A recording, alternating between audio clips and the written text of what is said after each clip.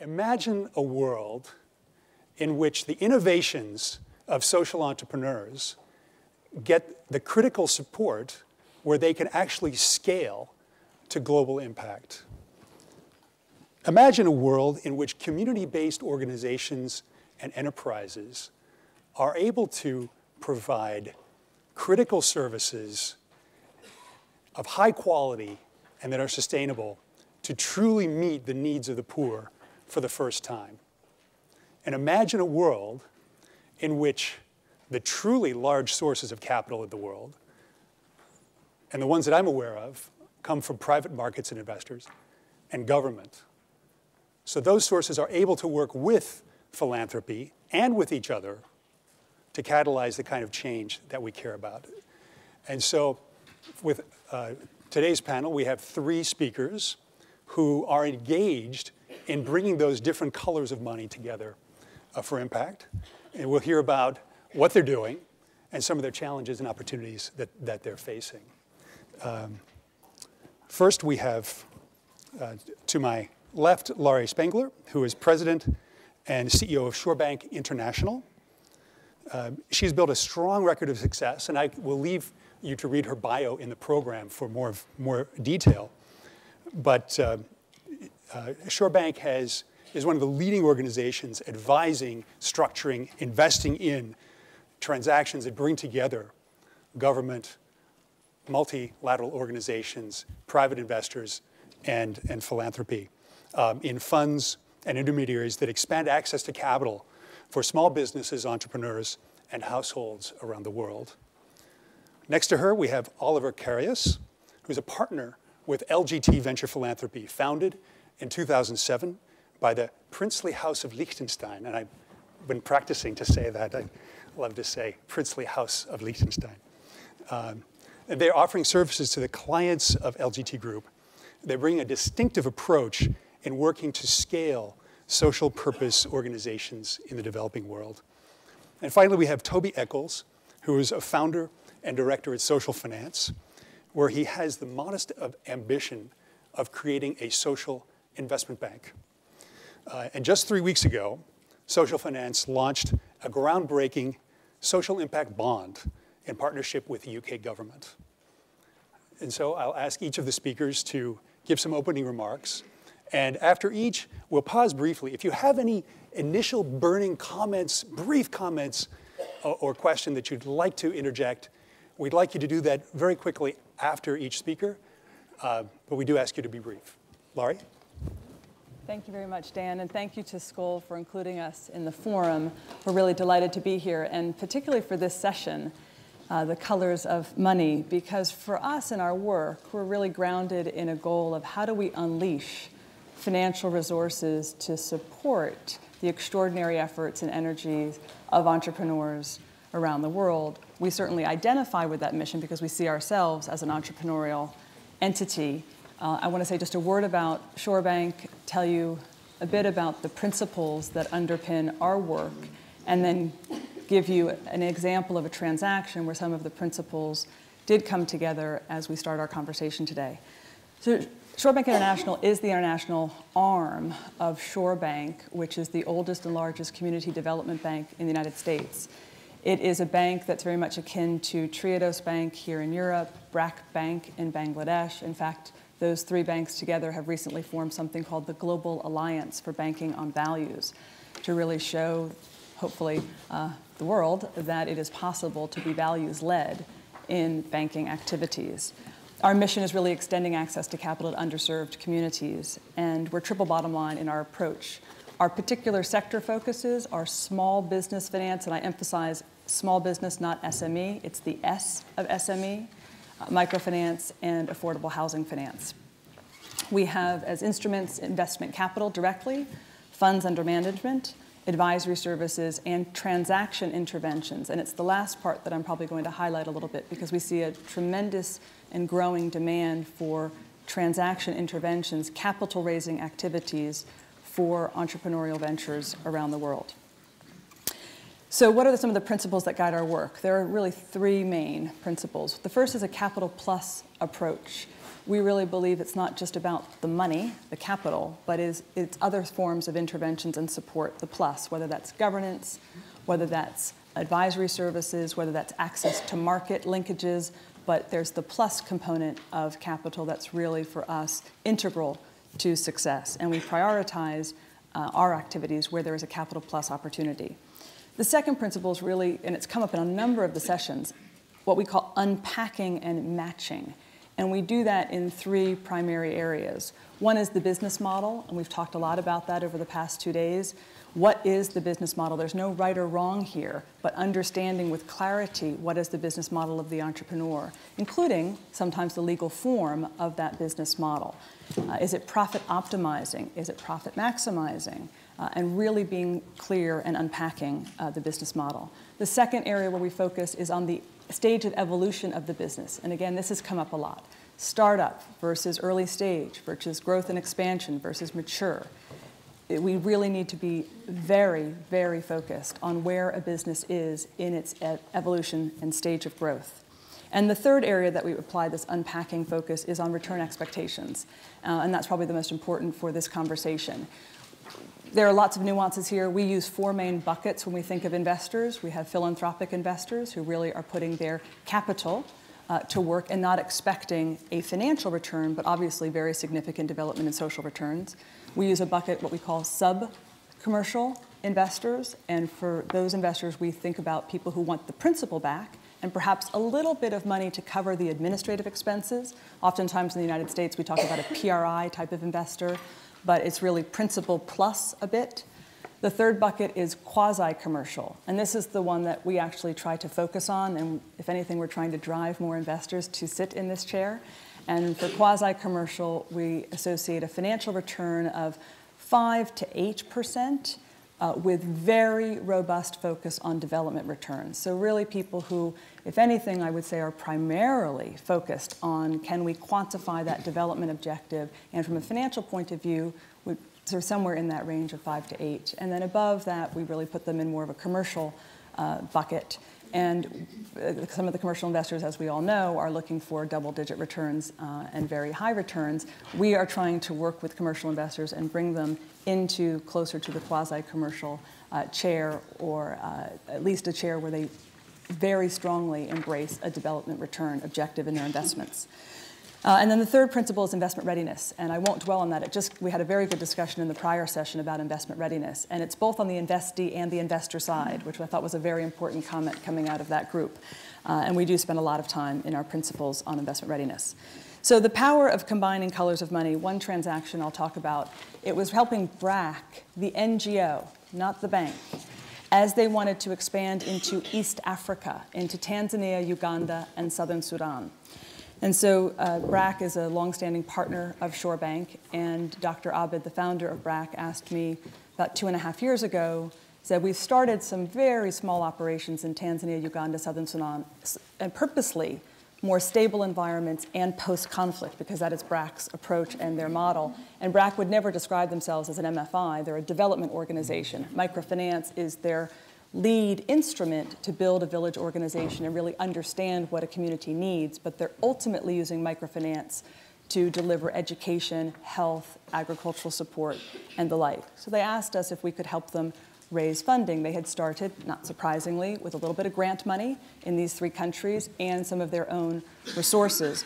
But in Bangladesh, there are very strong foreign exchange restrictions, and BRAC, although very successful in Bangladesh and did have some surplus funding, they could not remove, and they still cannot remove that funding from Bangladesh to support their activities outside of Bangladesh. Secondly, Dr. Abid felt that they were at a stage post-startup where maybe quasi-commercial or more commercial funding, debt funding, could be appropriate and helpful for them to grow. And they really wanted to take away management's time from knocking on doors and asking for $100,000 at a time, because BRAC, as many of you will know, has a real ambitious scale approach. And so they wanted to scale to 700,000 borrowers in those 3 countries with about 250 branches in a pretty short period of time. And they knew they needed money to do that. So we thought about it. I would say that we spent an enormous amount of time doing detailed business planning. So although we ended up coming up with a fund-type vehicle, which I'll explain, it was different than a fund in that we all knew precisely where the money was going to go from the beginning. And that came from the very detailed planning for each of the 3 countries. And then we went around and tried to really think about what would be an appropriate combination of investors to support BRAC. And our motivation was to introduce some new partners to BRAC for the long term, because BRAC is also now operational in Sierra Leone and Liberia and other parts of Africa. They do expect to be in many countries globally. So how could we expand the support base for BRAC, introduce them more to investor types, not only donor types, because BRAC is very well known in the donor world, but not so well known in the investor world. And so we started putting this pool together, and we ultimately concluded with 13 investors in this transaction of $63 million. That was, I'm pleased to say, was a successful conclusion, and it closed right at the time that the global financial crisis was beginning to shake people's confidence. We closed in October of 2008, which was, I think, one of the last transactions of this kind done for quite some time. Just felt like we just snuck in before the landscape changed. And the 13 investors are just a tremendous range of individuals and institutions, small foundations, larger foundations, some of the IFIs, absolutely, banks, and private equity funds. And what was interesting about the experience, some people that we went to said, oh yeah, we know BRAC very well, we have a direct relationship with them. So there were a couple of private equity funds saying, we already invest directly with them, we're not interested in something that's an aggregating vehicle. But as we pitched them, they recognized that there was tremendous efficiency for them having access to 3 countries, 3 currencies, and also there was a servicing mechanism that they could avail themselves of so they could get more information about BRAC in an efficient way, not having to send their own people out to all 3 countries regularly. So we found that there was a surprising efficiency appeal.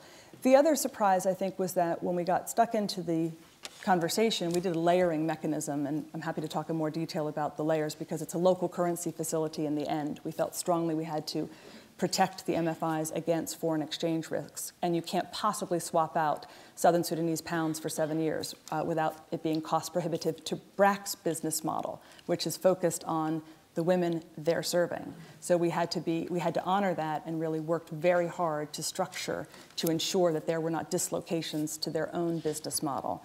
But we really found that when we got stuck into it, we had identified, given the continuum of investors I shared, different chairs you could, in pieces of the deal you could take. And what we really worked to achieve, and in the end we did, is that many investors took multiple pieces of the deal. So if you go back to my continuum of the quasi-commercial and commercial, we had people who we thought initially might only be in a commercial chair, the higher coupon rate chair. They actually took both pieces of the deal. And similarly, people who approached the transaction more from a development angle, saying, I'm happy to take a lower return because I really believe in the development impact of this transaction, ultimately said, well, you know what? It might be interesting for me also to have a piece of that part of the transaction as well. And I think that was it was a bit of a surprise, as I say. Once we cottoned onto it, then we made it a part of our selling proposition. And it was very satisfying. And when I look back now on the results, I would say the tangible and intangible results, no question, we aggregated a pool of capital that BRAC, it would have taken them years to put that kind of money together to support their activities in these 3 countries, and very challenging countries, particularly Southern Sudan. So we achieved that. The investors felt that they got a chance to support these activities in an efficient manner with some diversification, as I say, of country risk and currency risk. But intangible benefits, for me, are far more relevant today. Southern Sudan, if you've been following the news, is struggling. There are the elections, but even leading up to the elections, there's been a very difficult operating environment. It's had an effect on BRAC's operations. PAR 30 has spiked for reasons that are very understandable. And yet, this pool of 13 investors, coming from very different perspectives initially, have really stuck with BRAC. And as we have these group calls and group conversations, I think it's in large part that they have really listened to each other, and the more commercially oriented investors are hearing the argumentation and appeal from the stronger developmental investors. And the developmental leading investors are also learning about some more of the discipline and the expectations of the commercial investor. So there really has been a support and benefit for BRAC, and some of these investors are already talking about supporting a West Africa fund for BRAC and working together again. So the cross-linkages have been very tangible and have had strong benefits for BRAC ultimately, which is the goal. Laurie, thanks for sharing that story and the perspectives from Shore Bank International. Many of us are familiar with BRAC and have admired this from afar, but it'd be great to hear more about how this actually came about. And I'm wondering, are there any very quick questions, comments from the audience that you would like to share at this point? Yes. Could you tell us what the proportion was between commercial and non-commercial? I'm sorry, the question was, could you please speak into the microphone? Yes. Could you tell us what the proportion was of the 63 million between the different tranches? The 65% of the deal was sold on, I would say, the more commercial coupon basis, and 35% on the second tranche, the more developmental basis.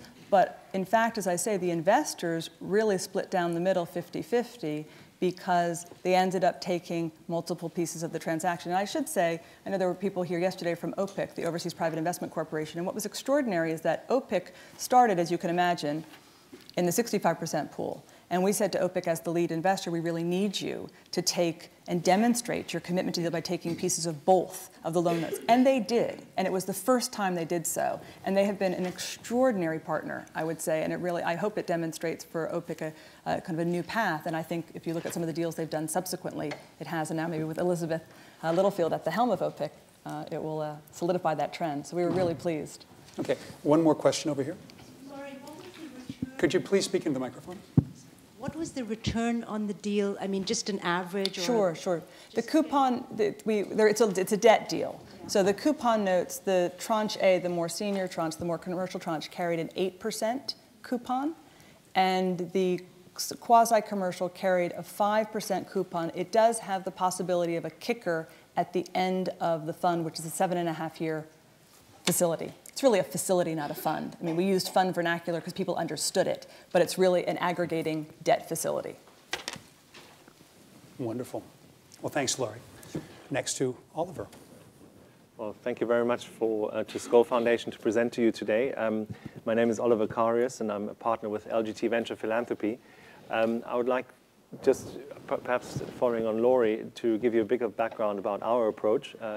We take venture capital approaches and apply them to philanthropy. We are 3 years old, have done 14 investments so far. The main aim of our foundation is to improve the sustainable quality of life of underprivileged people. So in essence, we are, you could say, that the kind of social return is the primary driver of what we do. And we get, I think the time that we see today is very, very exciting because there are a lot of new innovative business models that are coming up that do need support, and particularly support in the kind of growth phase. So we focus primarily on providing missing middle funding between 200,000 up to 1 million for organizations in emerging markets in Latin America, in Africa, in Southeast Asia, and India, and to really help and scale those organizations. So, and we found our approach consists of providing the right kind of capital, really sitting down, understanding what the underlying business model is, but then not only structuring the capital in the right way, but also providing, building a relationship of trust with the management, which should go multi-year, to really understand what kind of management quality and management support they need, or the organization needs, to strengthen the organization. A lot of times you find the founder, the entrepreneur, and the manager to be one role and one person. And as they really want to sort of scale out and articulate the reach, the millions of people they would like to reach, they then struggle because there's not enough funding out there to really provide them with the capacity to build the organization to then ultimately deliver that kind of social impact. So it's financial capital, it's intellectual capital, and it's social capital. We find it's absolutely important to provide those entrepreneurs and organizations with access to other funders, experts, TA facilities, whatever it might be. So we really see ourselves in a partnership role with the organization. With regard to the topic today, the colors of money, I just want to put out a thesis here, and we all heard of the term public-private partnership.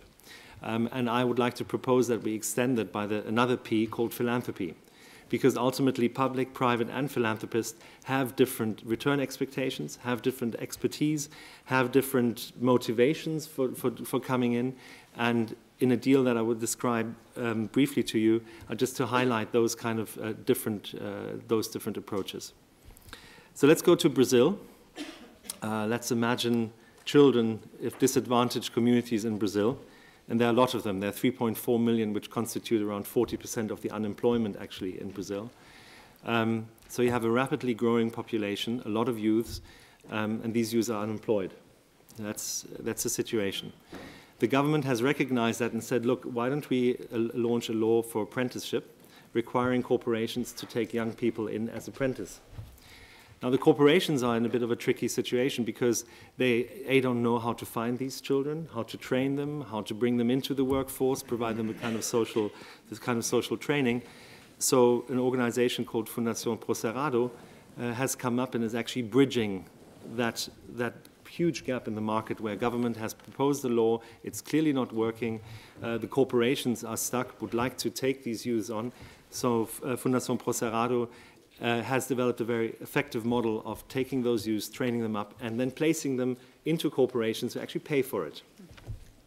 Now, with Fundación Pro Cerrado, the interesting thing was when we started engaging with them, they wanted to replicate their model with 40 other partner organizations in Brazil. So this is a scalable and replicable business model. These are the models that we look to support. But we clearly found that capital in that phase of growth for Fundación Pro Cerrado wasn't actually the issue. So we put in a CFO and business development manager to work on their expansion strategy, to work on strengthening a lot of the internal the capacity. And now Fundación Pro Cerrado is in a position where they are much more nimble and able to replicate and really take it to the next level. And that is an example for us where we said, well, we could have put in capital, but clearly that's not the fundamental need. And working with them for the last 1.5 years, they're now at a position where we can come in with the right kind of funding. And we can now also sit down and say, structure the funding for the actual need for Fundación Pro Cerrado. And so that's an example where we would provide intellectual capital first and then the financing. And just quickly, a second example that we worked on is let's go to East Africa, to Kenya. We're sitting in a community slum, and clearly there are no schools available in those slums. Now, there's an organization called Bridge International Academies, which has identified that need to actually set up schools to take those children in. But they've taken a very novel approach. They said, we're not just going to set up a school, we're actually going to charge for it. It costs $4 per child. It's set up as a pure equity deal because their argument, or Jay's argument, was, look, we want to have full accountability of the clients actually paying for the service that we deliver. Now, if we provide a school and we don't provide higher education, nobody's going to pay for us. Nobody's going to pay us, and he loves that kind of accountability. Now, in negotiating that deal, it was fantastic for us to work with partners such as the DOB Foundation or Hilti Foundation in the negotiation of Series A round to sit around the table to say, look, what are the kind of issues that you see? Can we pool our capital? What are the issues around governance that we all see and that when we negotiated with BIE would like to bring up? And that was for us a really effective way of reducing a lot of our transaction costs, speeding up the deal. And now we've all done our investment, and now in the post-investment monitoring and evaluation, we know we've agreed on the kind of criteria, and we want to provide the entrepreneur with access to European funding as well, which was very attractive for him in that deal. So those were just two examples how we work. Our return expectations, perhaps just to put that, make that clear, we do provide debt and equity funding, but we don't have a threshold of returns. Where we can recycle that money, it will flow back into our fund. The grants are only used for those models where there's no revenue generating potential. So we really try to provide grant funding for that type and equity or debt funding for other types where we clearly see an opportunity to generate revenues. So yeah, I think that's us in a nutshell. We're always looking for interesting co-investment opportunities out there, and particularly for organizations that are in that vital scale-up and growth phase where we can then hand them on to other investors when they come in with a larger tranche. Oliver, thanks for that. And I think we've seen two different examples. One is a structure in which the different colors of money come together in a particular transaction, with Laurie's BRAC East Africa example, and Oliver's example where they are combining different colors of money in a particular stage, but they're also preparing for the handoff to the next stage and to the next color of money, which I think are two interesting and important distinctions.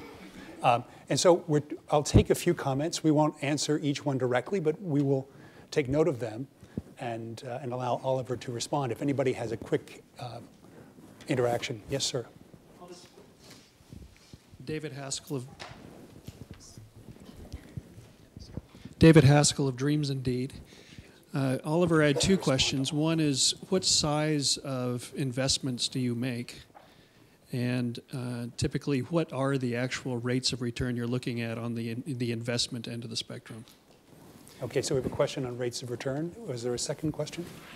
I was just wondering if you could clarify why you consider it philanthropy if you've got rates of return. What differentiates that from what other social investors are doing? And do we have a third question?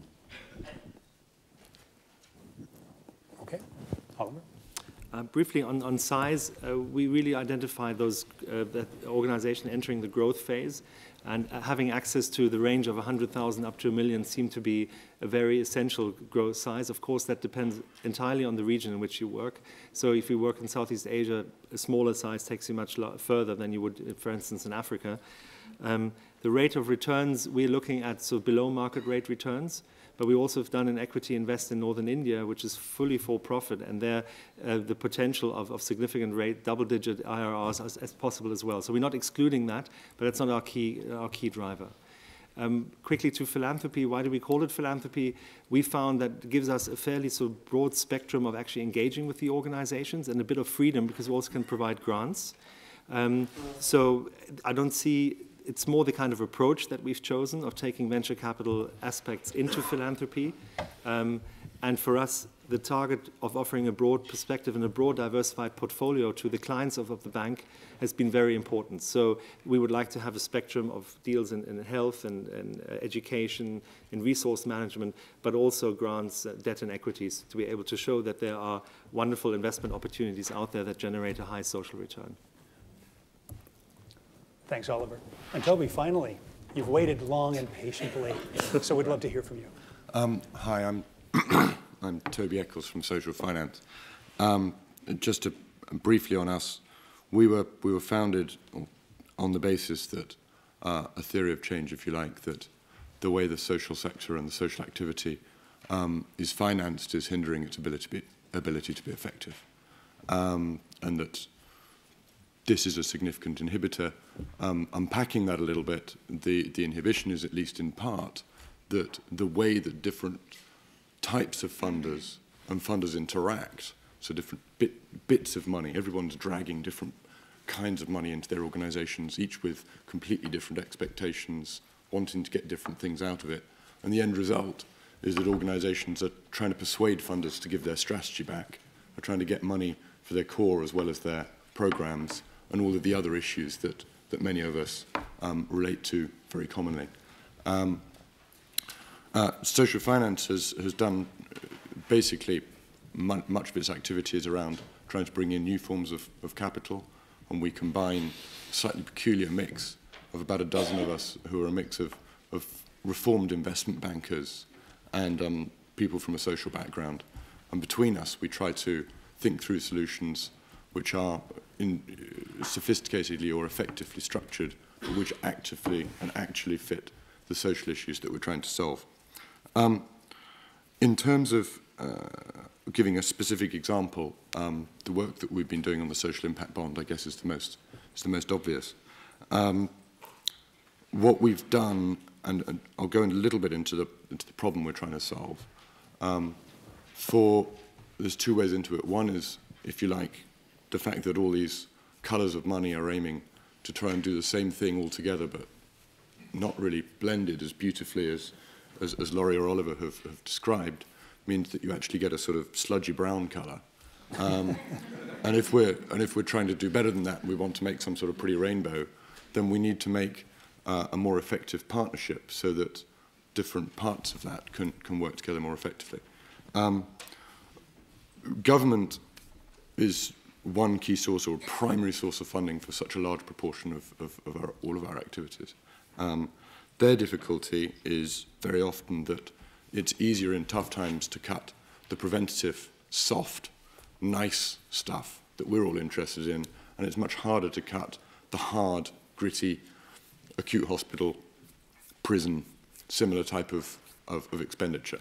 And that means that through the spending cycle, the preventative stuff gets cut. There's a greater need for the acute budget grows. When the budget comes around again, lo and behold, there's less money for preventative, more need for acute, and round you go again. So there is a structural difficulty for government that money tends to get focused on the acute. So what we did is we went to talk to, we structured something saying government ideally would actually buy outcomes. There's a lot of talk about buying outcomes. The difficulty for government buying outcomes is that that means organizations who've had their outcomes bought need to wait 3 or 4 years or 5 years or 6 years before they get paid.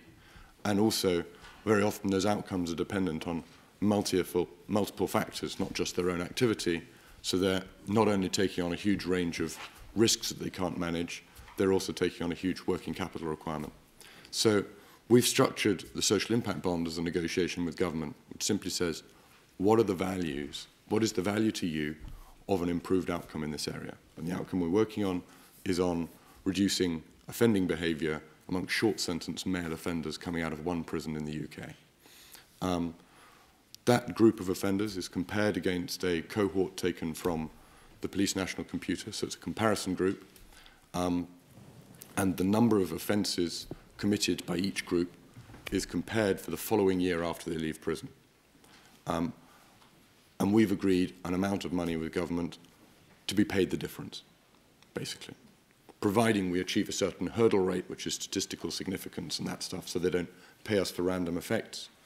We get paid, or Social Finances Fund gets paid, if the group that we've been working with has reduced number of offences.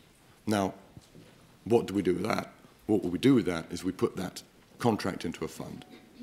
And we then raise money on the back of that fund from social investors, foundations and others that also want to demonstrate better models of working, that also want to show that wasting enormous amounts of money on prisons is the wrong solution, and that providing more preventative and supportive work to reduce reoffending is a better solution. And they're being paid, the reason government can pay up is that they're reducing their acute spend over time because the reductions are working. Okay? So that's the basic model. We agreed this with the Ministry of Justice just in time before the election. It was tight. And I think, to be honest, if there hadn't been an election there, we might have spent another year talking about it. At least also partly because ministers were really focused on this. I think, frankly, for legacy issues, you know, people wanted to do something before they left office, and he saw this as something that was important. Again, otherwise we'd be still talking about it, not actually there. And Toby, this is a recorded session, so just to remind you. Okay, thank you very much for that. We'll change your name to protect yourself. Yeah. At this point, the place becomes so before I go into further detail, so that's the basic structure. It does allow, we believe, the demonstration of a new model of working. For those interested in the models of working, this is around producing a mentoring relationship with offenders from ex-offenders going into the prison, combined with group work, combined with work with families, so that families know what to expect when people come back. And that includes connection to lots of other services, housing, mental health, and similar, where typically the connections are very poor at the moment. Lessons learned. Doing a precedent with government is entertaining. And you need a very wide level of support. You need support at a ministerial level. You need fantastic champions within the civil service who believe in what you're trying to do. Preferably believe it quite discreetly so that their colleagues aren't too suspicious. You need patience and a very, very pragmatic outlook in terms of really understanding and working alongside those in government rather than getting one's placard out and shaking it up and down and campaigning at them. As a precedent, I do think that this has real potential in a whole variety of areas. That if this, and our objective is, having raised this 5 million bond, to develop an investment track record for this type of vehicle would allow this to be done in the tens and hundreds or even more millions of pounds in a variety of different social areas, and provide a mechanism for proving new models are working and providing rational revenue streams for social activity. Tremendous, Toby. I think we've all been, a number of us have been watching your work progress, and I think it's very rewarding to see this tangible result that has so much potential for impact and scale. And so, Kathy,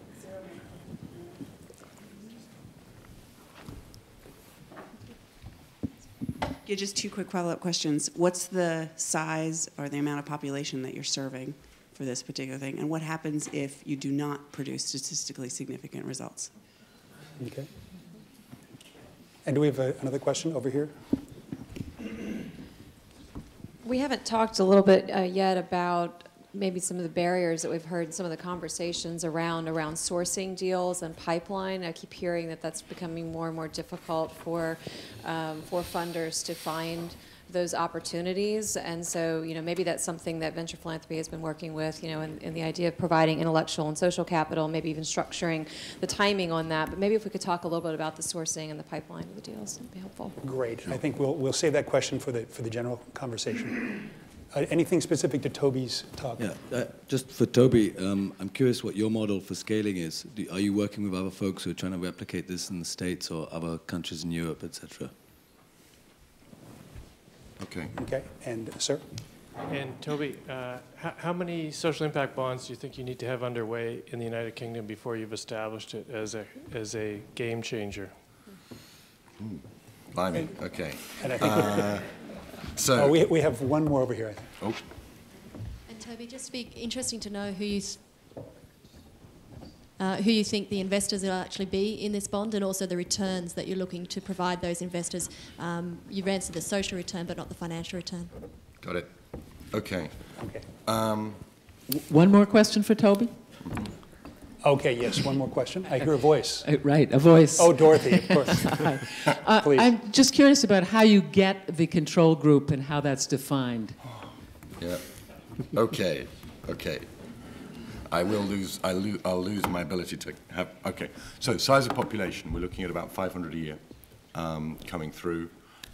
We have a cohort size of 1,000 to enable statistical significance. So it's a 2-year cohort. What happens if it's not statistically significant? No one gets paid.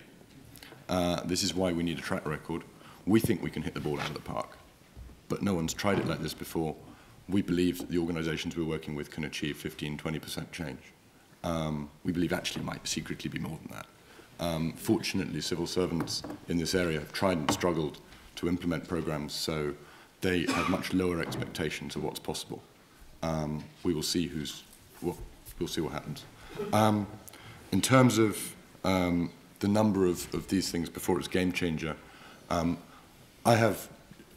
went the scenario planning thing here because we've got two possibilities. One, that a government minister, without talking to anyone, will announce that there'll be some 100 social impact bonds next week. And that's, I think, almost our biggest fear, because there isn't an available marketplace to find finance for it, and it's still very difficult to do the underlying outcomes analysis and economic development to develop one. I would like to see a dozen over the next year. I'd like to see 12 over the next year to 18 months. That doesn't preclude other countries starting and having a go. So in terms of partnerships, I think we're trying to develop the sort of sausage machine of social impact bonds at the moment. The first bit of the sausage machine is the research and development of what's the new model of working, what's the economics, what's the cost to government of the failure at present, and building that before you get into contracting and capital raising phase. That first phase, we're looking for partners and working out how to work with other organizations on.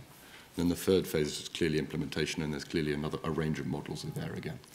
In terms of investors and return, the first people investing in this are those that can assess whether reducing reoffending by 10% or more is possible, and that tends to be foundations that have also got an interest in criminal justice. And clearly they're also those that can cope with the lack of track record. We've had a lot of interest from other types of investors, but many saying that on reflection, the second or the third or the fourth might be more interesting for that particular track record issue. In terms of control group, Dorothy, that's an entertaining thing and took quite a while to get right. In this instance, we're very lucky. When someone offends and they get convicted for an offence, it's pretty measured. And it's measured by government, it's not measured by somebody else. And therefore, we have to, that all the data is taken off one source, the police national computer, and it's then looked at by an independent advisor or an independent entity that will determine what the outcome levels were for both the group that we're working with and the control group. But definitely government is nervous contracting on its own data. And that was one of those bits where you could see how nervous people were, but you could also see that rationally they knew that one day they had to do this. And that helped us a lot. Did you address the return? Oh, returns, fantastic. Apologies, Your Honour.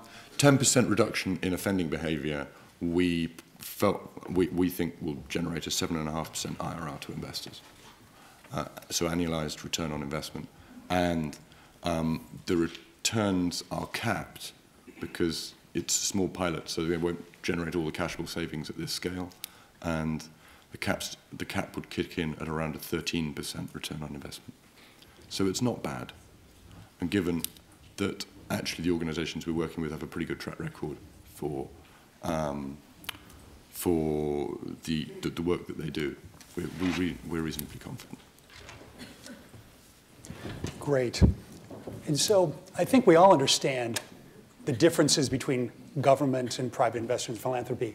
But what are some of them, I would ask the panel, what are some of the particular differences, motivations, objectives, criteria that make it particularly difficult to bring them together? And what would be your particular take on that to anyone?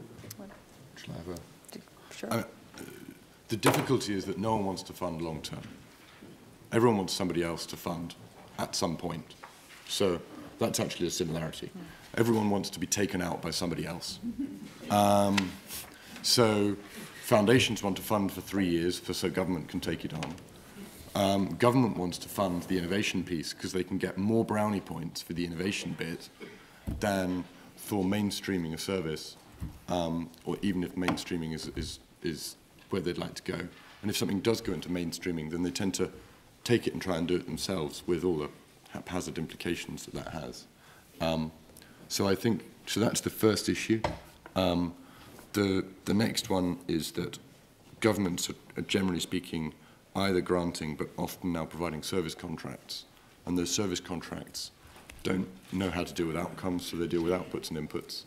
And those service contracts typically also define what the process is you ought to do, because someone's worked out the evidence base for the best possible process, and they want to make sure that you've done A, B, C, D, E, F, G, H, I, and that you do it at lowest cost. And funnily enough, it then doesn't produce the outcome that was wanted for in the first place. So that's the sort of structural issue, and it's quite hard to get around that way of thinking and working, generally. I would just add a little bit on that. I agree with both of those points from Toby. I think that we do encounter a rigidity of expectations, so that even when there's an articulated desire to come together in the examples that Oliver and I were giving, the rigidity of expectations, you come square up against them, and some of the reasons that Toby's alluded to. But also one of the things we've discovered is there's a gap often between the articulation of what an institution really wants to achieve from a return point of view and what they're really willing to put their money in for. I mean, there just is a gap. So a lot of times and I'm not going to identify specific institutions, we've all had this experience that you get very excited about the development articulation of what this institution really wants to see happen. But then when you really come down to the numbers, there seems to be a gap. And so that leads us in our work to the third area, which is that the process is very, it's hard. It's just hard, and it requires persistence. And I would say that where we started in the transaction I gave the example, but it's true of every transaction we've done. Where we started and where we ended up, very different places. And it was real persistence. And I mean, Anthony, you talk about this in your work, the role of an intermediary that is able to play that consistent, persistent role and really bringing people together. Sometimes you have to understand where the rigidity of expectation is coming from. We had one foundation, I was astonished to discover what their actual cost of funds was, because they borrowed money. They borrowed money to invest in deals like the ones we were bringing to them. Once I learned that, I had my aha moment. It made no sense for me to try to push them harder than their own cost of capital. I ended up giving them ideas about how to source their money differently, which was, but that was helpful. So the persistence, I come back to that unpacking and pushing, getting down to what's really driving an institution, as well as the push. If somebody has a strong rhetoric of development, well, really pushing them then to sit in both chairs or multiple chairs of a transaction. And it's hard work to get there, but you can. Laurie, that resonates with Lakhdar Brahimi's statement about working for 800 days for one day of actualized results. And it sounds like there's I've experienced that, yes. Just perhaps add a thought on scale, particularly when working with government. If we look at the space and it comes to the question of pipeline, you look at organizations as they grow, and they might be very successful and have a very focused mission. We can take an example of Mothers to Mothers, for instance, who's providing these services to African governments. And the African governments sort of express a wish for them to come in and provide those kind of services. It's an add-on to the existing non-existent or broken healthcare provision, specifically for HIV-positive mothers. Now, the challenge is if Mothers to Mothers reaches a certain level, for them is that government says, well, if you're so good at that, could you please also take care of that? And why don't you add TB? And by the way, while you're at it, we're not going to pay for you. Please use grant funding. So I think, particularly for this sector, we have to think really what we can bring as investors to help those organizations also become more independent and more flexible, so that you don't have that kind of mission creep. Particularly if you then also think about what a successful exit might be in terms of saying, when are you really successful? And for Mothers to Mothers, if they reached every HIV-positive pregnant mother out there. So there's just a point on scale, and a second, the one on perception and expectations, and being very, very clear what party, who brings what to the table, and to articulate that very clearly out from the outset. Otherwise, along the line, it becomes very blurry, and we end up with a brown soup rather than a rainbow. Could I say one more word about the pipeline question, or you want to wait? Well, I was going to take a round of questions, and we can address the pipeline question as part of that. But Laurie, please weigh in. No, that pipeline is something that we struggle with, and where we sit, we hear it a lot from the funding sources, as the questioner, as you raised. Where we sit is on the origination side. So we are trying to bring the deals to market. That's primarily where we sit, and we do that from being in the field. So of the 120 people in our operation, 100 of them are sitting in the field and working with institutions and identifying needs and trying to then figure out how do we bring those needs to market. Of course, we still try to talk to the investors, understand what they're looking for. We're trying to map that landscape, but that's where we sit. And I think the size of transaction is an impediment for many, maybe not for Oliver, how he's structured, but for a lot of investors, you do hear that. They want a larger size, and then their rub is that the business model isn't appropriate for, you can't digest that amount of capital, debt or equity, in a reasonable period of time. So I do think these aggregating vehicles, and there was some talk about this in an earlier session, being clever and thinking about sectoral linkages where multiple social entrepreneurs can come together and do a BRAC-like model, because it's not a fund. It's not a fund manager then deciding where to allocate the money. The allocation decisions are done up front. So your business is there. It has been assessed, and the allocation of that funding has been determined, but creating some aggregating mechanisms by geography, I mean, I know Harold and others are doing that, by sector, I think it's a really interesting way to approach the efficiency needs of investors and also the efficiency needs of social entrepreneurs, and I think we could push a little bit more creatively on those mechanisms and structures. Great. So we'll open up to another round of questions. Sir? Good morning. I'm particularly interested in some of the comments that you made about, a couple of you have talked about organizations in the kind of in the growth phase. And I'm interested in the kinds of challenges that you see these organizations have. And specifically, for example, I'm coming from more of a nonprofit approach, and we are thinking about more sort of for-profit approaches. And I'm interested in some of the challenges you see in these, like the BRAC type organizations or other traditionally nonprofit approaches. And sort of what do you see when you go and meet with the CEO and the COO and the CFO? What are the, as bankers and former VC types, what are the sort of challenges you see? Okay, second question. Can I? I've got a microphone here. Yeah, thank you. Related in a sense, but I'm thinking, thank you very much to the panel, actually, for your presentations, but thinking about success and then failure, thinking about some ethical, moral issues, and so, you mentioned double digits, and that's anything from 10 to 99, actually. So there is a whole business paradigm in here. I wonder if you could comment about failure and how you will cope with that when it happens, because if it hasn't happened yet. And the second aspect of this is the ethical, moral one. Is like for example, BRAC, with which I'm familiar, has a cost of doing business which is much smaller than any market or any global competitor. In a sense, there's an issue there about competition and ethical, moral, and a model that has a Bangladesh foundation, and it's working in sub-Saharan African economies and things. What about the transference of, if I'm taking my shareholders and my business and people that support you, I take my percentage reduction here, 5 to 8%, 9%, 3%, no percent, and I put it somewhere else, right? Is there any mechanism by which we look at those ethical, moral issues? Thank you. Okay, question back here. Bridget? Yes, hi, thanks. I'm really interested, Oliver, in your model, because I really very much believe in this idea of combining the capital and the sort of advice, you're calling it the intellectual capital. It's very much in the DNA of the organization that I work for, which is Unitas.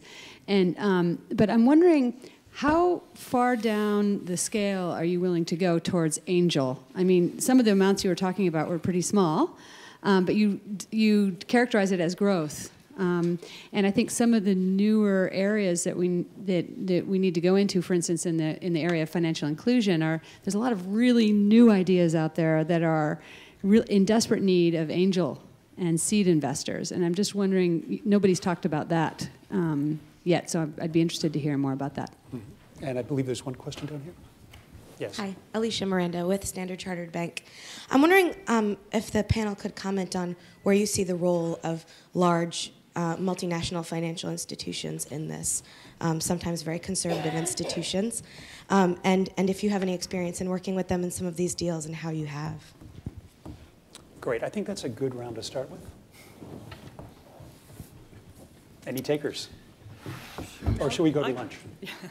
I'll go quickly on a couple. There's one specifically for Oliver. But quickly, on the organizations going through growth phase, in my experience, systems and procedures and operations, the unsexy part of business. It's not about the product, the segmentation, marketing strategy. It really comes down to, at that moment, that inflection point, the nuts and bolts of the business. And that's true for big organizations like BRAC, and it's true for smaller organizations. It's been consistent in our experience. So really prioritizing the need to get that part of the business right and solid. On failures, in our experience, we're worried about entities not performing in accordance with the transaction expectations and therefore souring the investor's willingness to go forward. So we're very attentive to that. And I think the answer is openness. You talk about it. And I think that we've tried hard to be as transparent as possible all the way along. Whether we've taken a deal to market and it hasn't worked, or deals that have close successfully, but we enter into a hiccup. I gave the example of Southern Sudan. It is not performing in the way that we expected, but we are openly talking about that, and we're trying to work collaboratively with the investors. And I think that because we've been so open in sharing that information, there's a greater willingness to say, okay, so what do we do about this, as opposed to, why did you wait 6 months to share this bad news with us? And then there's more of a knee-jerk negative reaction. So openness and communication. And on the ethical moral, I don't think there's a mechanism. I'm not aware of a systematic mechanism. I think they need to be addressed, and you have to look at those issues that are embedded in the work that you're doing in the transactions. So we had market dislocation questions that were brought to bear about BRAC's model relative to others, because they are typically the lowest interest rate provider of microfinance in the communities that they work. So if funders are funding that, is that having a market dislocation? We wanted fixed interest rate in this fund and local currency. We pushed the investors to absorb those risks. So are you putting BRAC in a more advantaged situation? We had to unpack all of those and really think about them and have a conversation about them. So I don't think there's a model except just digging in. And on the multinational banks, we pitched Standard Chartered for the BRAC transaction. You turned us down. So, for the record. For the record. No, I'm teasing. I'm teasing. Nice. I'm teasing. And actually, it was a good example because Standard Chartered has a banking relationship with BRAC. BRAC banks, they have their local operating accounts with Standard Chartered, and you service BRAC extraordinarily well. And so it was a natural partner for us to go to. But simply the financial return for the bank was not sufficient. And what I appreciated, people didn't waste our time. We were clear about that. We tried, at least twice. We tried. We went back again. But it was just the financial return expectation issue. I think there's a role for larger banks. Absolutely. We'd like them to invest directly in some of these aggregating vehicles. We'd like to move them a little bit away from the chair that they occupy now into that quasi-commercial, embracing stronger development returns. But there are other things that they can do in providing some of the support in the country, as Standard Chartered does very well. Just to build on that, I think for us, what we see that the number one criteria is always management quality. Really spending time with the management, understanding their skills, the background, the resource, because they ultimately will be driving the model. I mean, the model can only be as good as the management quality is actually implementing. And to get to that point, to really understand management, it's to spend time with them and to really sort of sit down and listen and not come across, we've had that a number of times, I think they hear foundation and I think, oh, grant maker, thanks very much. Can we just sign a check? I said, no, let's forget that. I want to understand your model. I want to understand the problems that you're having, how you're going about it. Can you articulate where you'd like to be in 3 to 5 years' time? Not just pure project funding based, but really saying, I'm at point X, these are my growth projections, I need these types of resources to get there.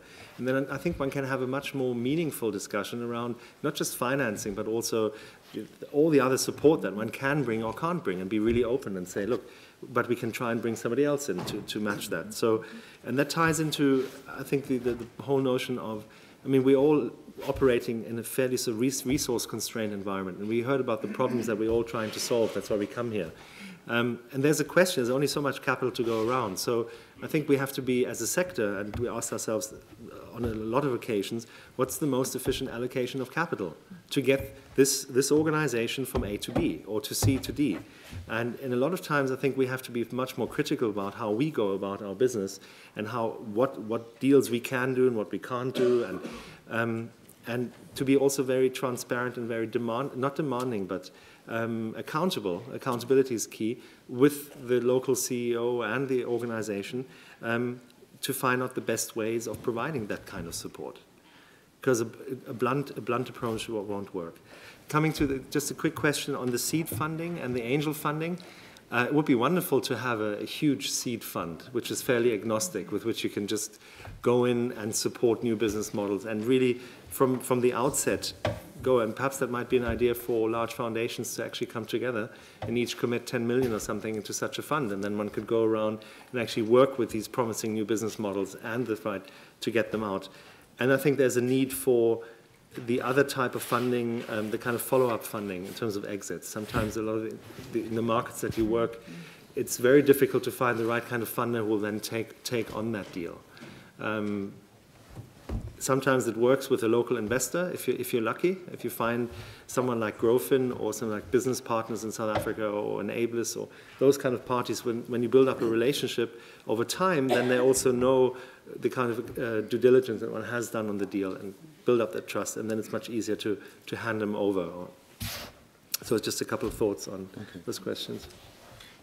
Just picking questions I've got thoughts on the pipeline side. Our perspective on this is that, if you look at the overall range of social organisations, there is a relatively small, if you think of it as a triangle, there's a small bit at the top that's sort of presently investable.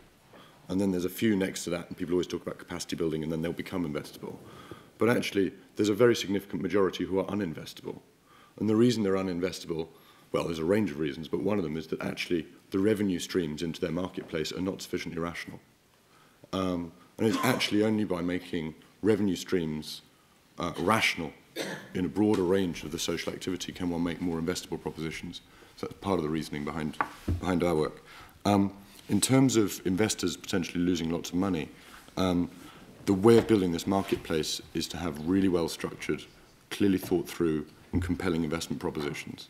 And at the moment, there haven't been enough of those available because there hasn't been the expertise in the intermediation space. Building those up and presenting them in the language and the expectations of the investment community.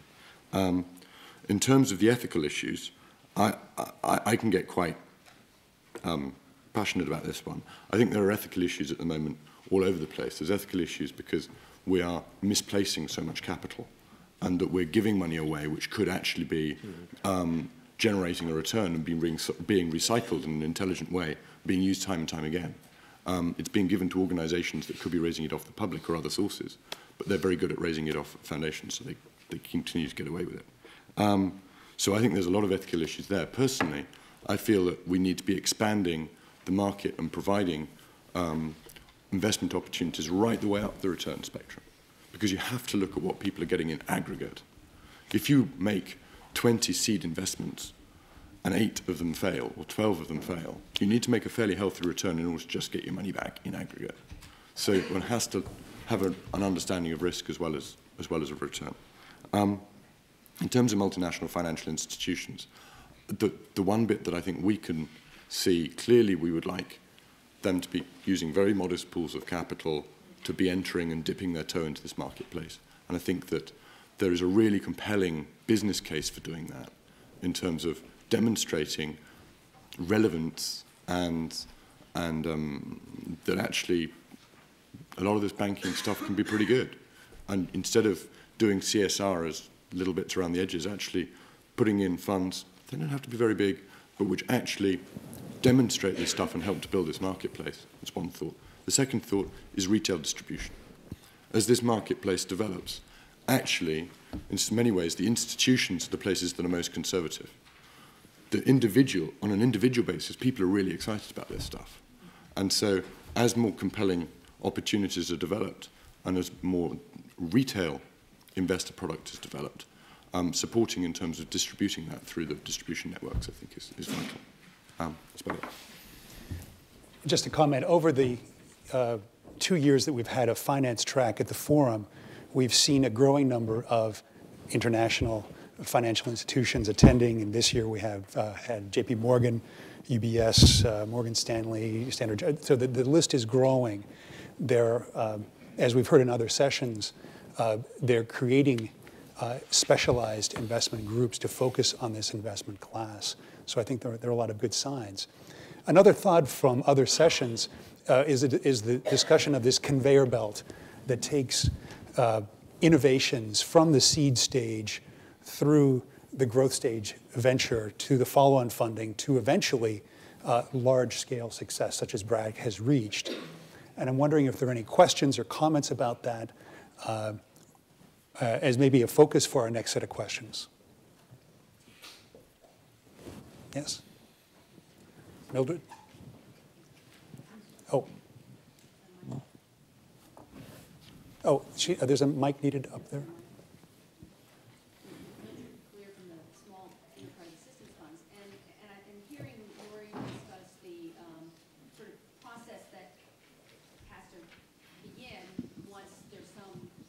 Potential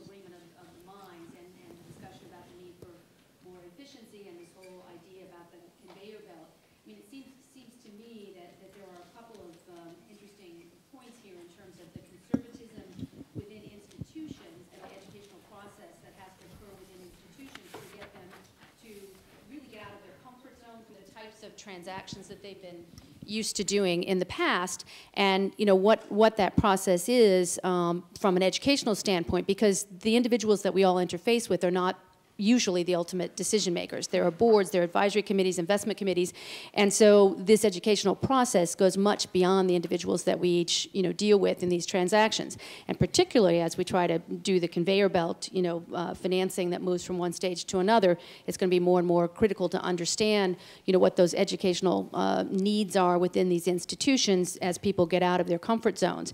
And it occurred to me that there are there's sort of a confidence factor that's at play here. If it's different from what we've done, the tools we've used before, then obviously we've got to be sort of foursquare within some kind of a box to feel that we're not being taken advantage of if we're sitting on the investor side. And then there's the legal issues that come to play, because the lawyers are very, very powerful in this whole process, and sometimes their conservatism trumps the conservatism throughout the rest of the organization. So I think any thoughts, any ideas about how this educational process, this innate conservatism in institutions that are being asked to sort of take steps to a new level, I think it's food for a lot of discussion and thought, because it clearly is a huge barrier to getting the people who are committed to getting something done and getting to that finish line. So whatever we can do to improve efficiency, to improve the education is I think, really important. Thanks, Mildred. Sir? Thank you. My name is Jason Hensel. I'm from Jamaica. And Jamaica is one of the most indebted countries in the world per GDP, and it also has one of the highest murder rates in the world. So one question was to you, Toby. Would you be willing to share this information with us in Jamaica? And Laurie, your fund, would it be interested in, I've been involved in trying to interest Grameen in coming to Jamaica, and they recently came, and we need like approximately $2 million of angel money or friendly. And we have approximately 25% committed already. Is Jamaica somewhere that you'd be willing to look at with Grameen versus Barack, and looking at which model is better? Audrey? Thank you. Audrey Cillian from Rianta Capital. Just an observation, as working on a social investment portfolio focused on a particular geographical region, we, probably a year ago, we would have conversations amongst groups of investors, and the word mapping would come up, and now it's coming up probably about 10 times a week. And there's still a lot of, there's a lack of information. We're all professing to fill a gap of some sort, an equity gap, but there seem to be gaps between the gaps. And it seems to be very difficult to find out who and what network and what organization is actually going to eventually create a list that just simply lists out who's in what part of the value chain. I'm just wondering if there's any particular guidance on that point. Thank you. And Willie. Willie Foote, Root Capital. So question to Oliver, and picking up on the conveyor belt idea. So does it, if you're providing both grant investments and investment capital to the same enterprise, and you may or may not be doing that, but if you are, does that undermine your position as an investor to be able to kind of play across the waterfront like that? And does it confuse the dynamics when, if push comes to shove? And secondly, if you're pricing well below market, in a development context, yes, but are you not potentially distorting the market and actually crowding out the folks who've got the real capital, which is the local private commercial banks or other investors? So kind of a question around specialization along the conveyor belt in terms of capital out, totally understanding that you need the rainbow of colors on the capital in. That's great. I think we'll address those questions. And Willie, what are you saying, that we shouldn't give you both grants and invest in you in debt? We'll have to reconsider that.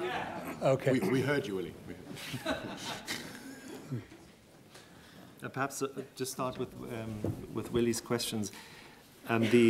We've taken a conscious decision not to mix, particularly for that reason. So there were a couple of deals where we could have done both, but we found that particularly when you start negotiating and the kind of mindsets, flipping from okay, we have some grant funding, and then we're actually going to go to debt or to equity funding, that has made the negotiations more difficult. And we just stuck to, look, if there's an opportunity to generate, the business model is profit optimizing or it's revenue generating, and there's a potential to then service the debt funding, then we will also structure the debt funding so it's appealing to the local organization.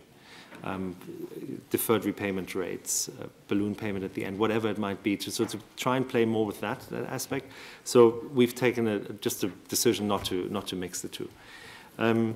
On the crowding out, I think that's an absolutely critical point, and we have those discussions all the time in the board to say, okay, essentially philanthropy funding could be disguised as sort of free funding, just coming in, undercutting everybody else, and really we, in our negotiations and dealing with the folks, really want to make sure what are the local parameters, what are the lending rates of local banks and investors, so that we don't use philanthropic dollars to undercut what should be potentially funded through the local market. And that comes to your question, then it would be ideal to have a local investor to come in and provide that as well. Whether there's sort of more innovative structures, perhaps, such as drawdown facilities. We're doing one to prevent it's a form of drought insurance. Clearly, sort of a commercial product doesn't exist in the market yet, and that the products that you do have for agricultural organizations, they're too expensive they're not affordable for the subsistence farmers. So in one specific case, we then said, okay, we're not going to transact any money, but we're going to just provide a drawdown facility in the case there should be a drought. And that's then priced with a normal service fee. That's to bridge that phase of development until you then do have commercial available products. But so that's an area where you then go in and try to capture the risk. Oliver, you might just explain what a drawdown facility is. Oh, sorry. It's basically you give someone the right to access money in the case that a drought should occur. It's very simple. You just say, look, here's a pot of money available. If for whatever reason a drought should occur and your yields of the farmers falls below a certain point, that's a huge risk for that organization because they don't have the farmers repaying their loan in that case. And so to capture that value and then to say, well, just as a quasi-insurance that sits in the background, you can access that if that effect should occur. And then just perhaps just a thought on education. Sorry.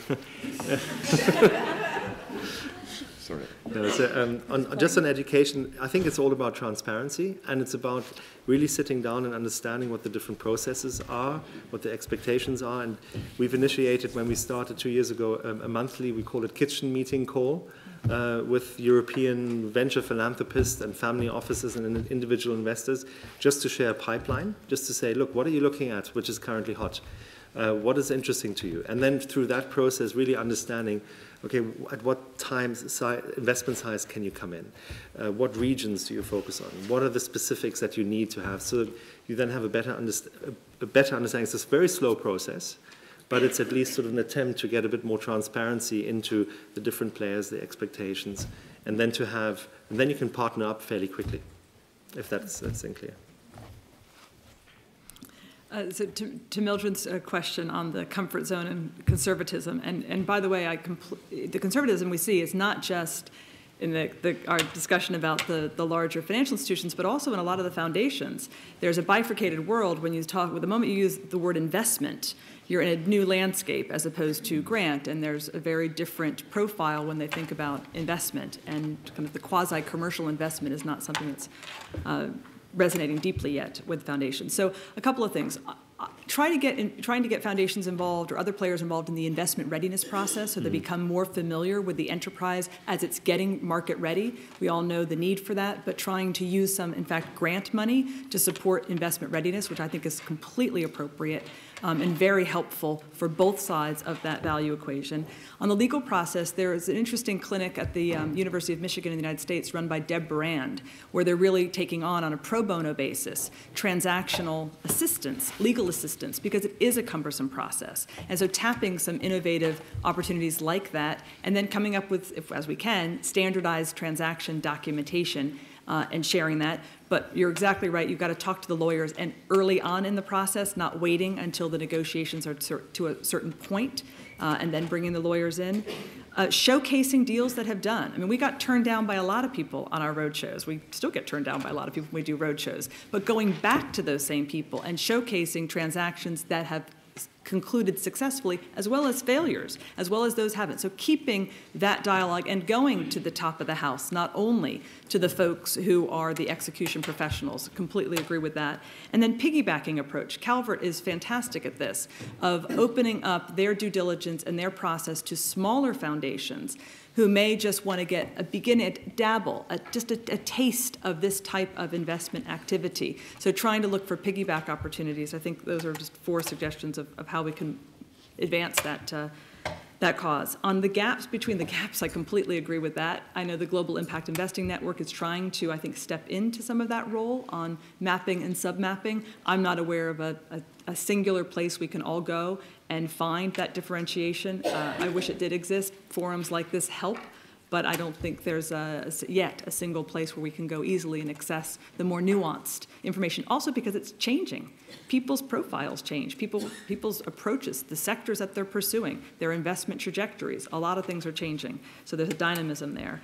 And as for Jamaica, my husband's from the Cayman Islands. I would love to work in Jamaica, so we can talk about this afterwards.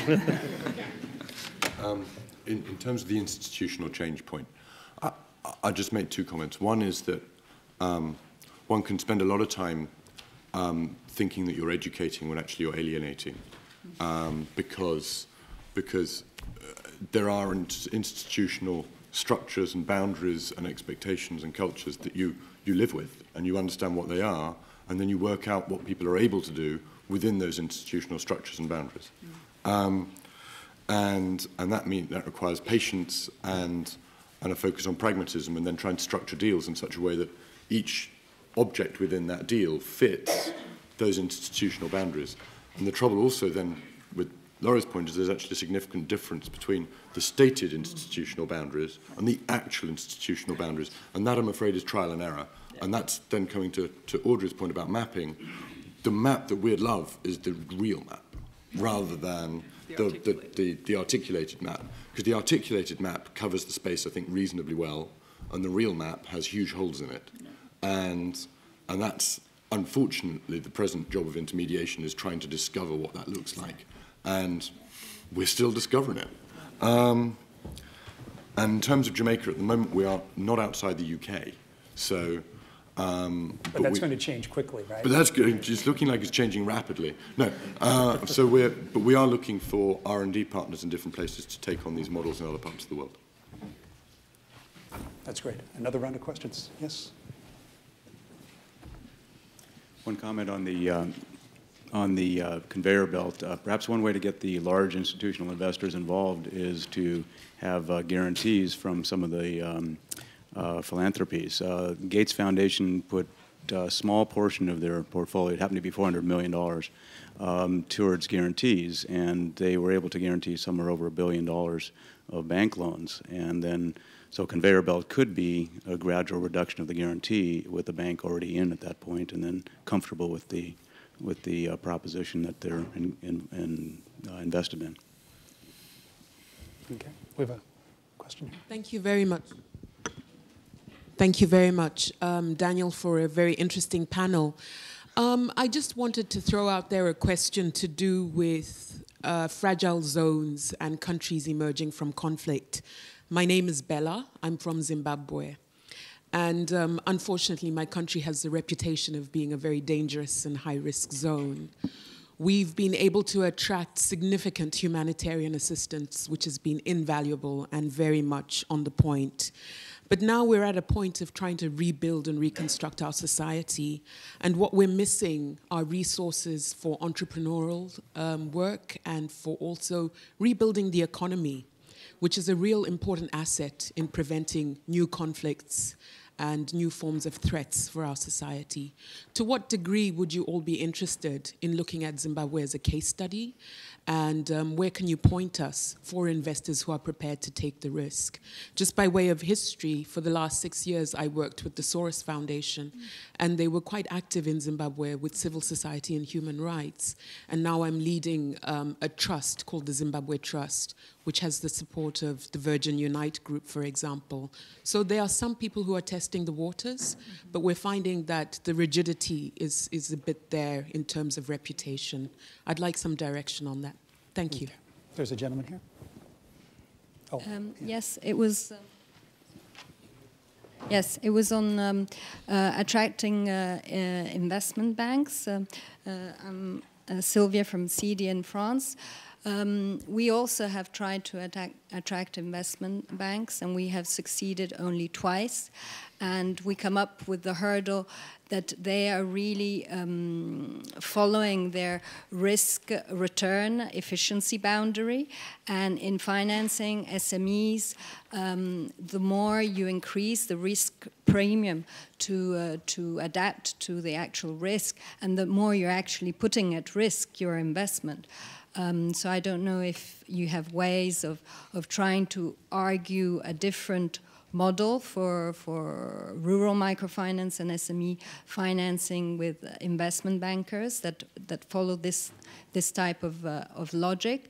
And in the case we have succeeded, I think it was in identifying already the internal bank decision-making process and identifying the person within the bank that wants to talk through within the bank and take the responsibility of pushing through this investment. And on the pro bono, we have done one deal asking a legal firm, a leading French legal firm, to do the contracts on a pro bono basis. And it has been quite interesting to see how much we have had to argue this with the multilateral, because their first reaction was really a bit skeptical, although it was a leading French legal firm. So I don't know if you have had experiences with trying to put forward to multilaterals or investment banks that we can do transactions with legal pro bono. Thank you. And one last, I'm getting the signal that we're running out of time. So one last quick intervention. Harold? Yes, thank you. Dan, on your point of the conveyor belt, sometimes we think of that as if there's sort of discrete investors who are all the way along that continuum. In practice, a lot of times, and for a lot of us, that means blending differing mixes of grants and commercial capital along the way. This raises two questions, if you could address very briefly. One is, Laurie, especially in your case, how do you address this, what's the debate raging in the microfinance field about but the equivalent in other areas now, the grant money providers seeing some of the non-grant funders getting rich and making big returns. Did you not hear that, for instance, in the BRAC Roadshow? The other is the point Oliver raised, which was an intriguing one. We have this, I should have said it, from the Grassroots Business Fund, I'm Harold Rosen. We have the same problem that Oliver does, that putting grants and patient capital into the same transaction, it's very hard to have the investors or the investees take you seriously and think they have to pay you back. What do you say to the model that microfinance used and still uses to use grants and patient capital, often from the same investor or vehicle, and managing them well, and those who are still left standing are the ones that have spent it well? Does that not say that it's possible to do, just that you have to do it well, or you've just taken a decision in your case that you don't think it's appropriate? Okay. Who wants to take it back? I'll be real quick. Just the first two are quite linked. Your point about the Gates example, using guarantees and other kind of risk mitigation mechanisms to drive the more traditional, larger pockets of capital into our space. I fully agree with that. I mean, part of it is demystifying. It's Toby's example of come back to me when you have 3 of these bonds done and a positive track record, right? I'm not going to be first out of the box, but once you have a track record, I might look at it. A guarantee is a similar type of tool to just demystify, mitigate a bit of the risk. So yes, thinking creatively, absolutely, because we do want to bring that capital into our transactions, which leads a little bit thematically to the post-conflict. We do work, as I mentioned, in Southern Sudan, Sierra Leone, Liberia, talking with the Soros, in my opinion, and we're in Afghanistan, the lead capital play will be more of a philanthropic capital play. They are more equipped to understand the challenges of the market environment. They're willing to take that risk, but as a leader, it shouldn't stop there, but to really lead. So we go in as operating professionals and work in those environments.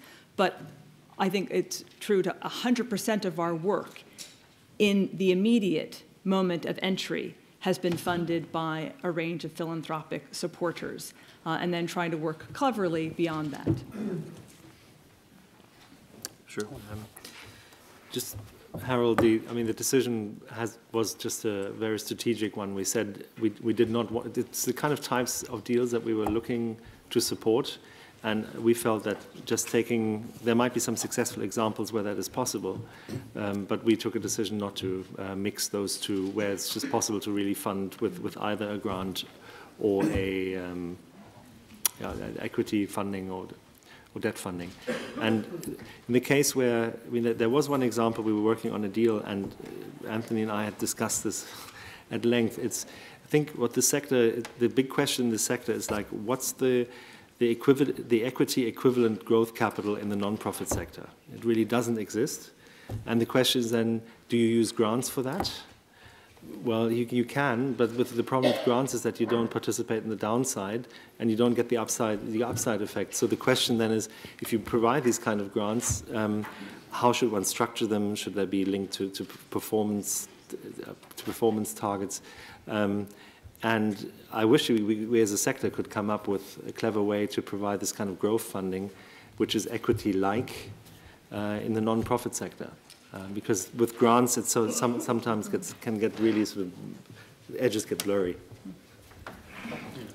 I would agree with Oliver. I think that's an interesting and complex area. We've been thinking quite a lot about revenue participation type structures in this area as being one that, when you've got a suitable model and where there is a margin available, revenue participation can be a way just of sharing in the gain and potentially therefore recycling more capital, and also adding a certain degree of not commercialization, but a focus on the results.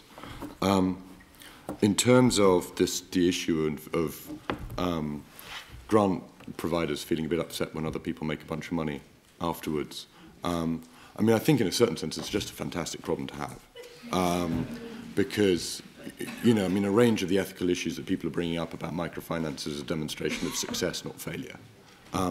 But in that instance, if there's another potential microfinance coming through, then I would certainly be happy to structure a convertible grant type instrument, which simply converts into the earliest equity type or needs to get paid out by earliest equity providers coming in. So I think, again, that's quite soluble. It's just no one thought of it.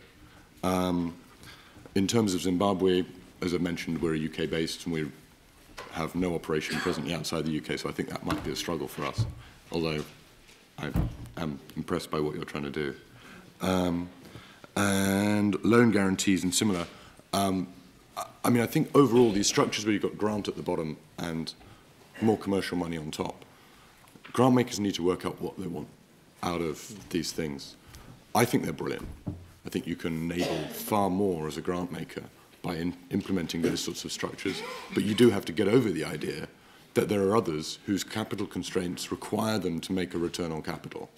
And I would love to see more precedent in that, and it becomes a traditional structure. But yeah, in the UK, you talk to grant makers about that, and they go, "Is someone going to make some money?"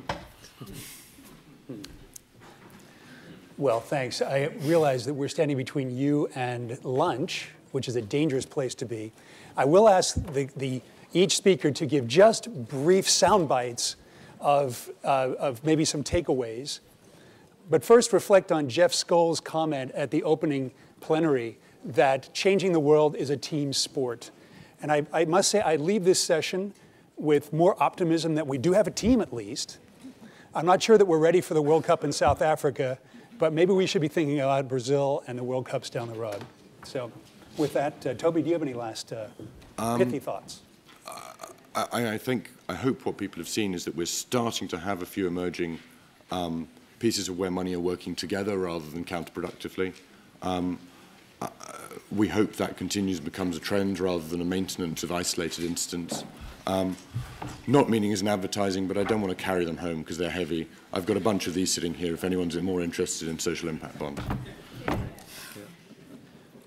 Just to build on that, I think the notion of expanding public-private partnerships with another P called philanthropy might be a way to get a bit more clarity into the different types of capital, different types of approaches, expectations, mechanisms that one can use. And as Toby said, I think it's really exciting that we're starting to experiment with more different ways of structuring deals, different ways of getting involved, and trying to break down some of these mental barriers that we have in our head between that's the non-profit world and that's the for-profit world, and really looking at more at the opportunities out there of wonderful new business models that need support and that we need to throw a weight behind to actually achieve the positive impact that we want to do. Yesterday at the end of the financing session with the donor agencies, the soundbite from DFID was small is beautiful, big is necessary. And at ShoreBank, when we think about structuring deals, we use a phrase, handcrafted at scale. And it sounds like a paradox, but we believe you can navigate your way, you can have both. And I think some of the examples from today's conversation, some of the comments from the audience demonstrate that. Great, thank you all very much.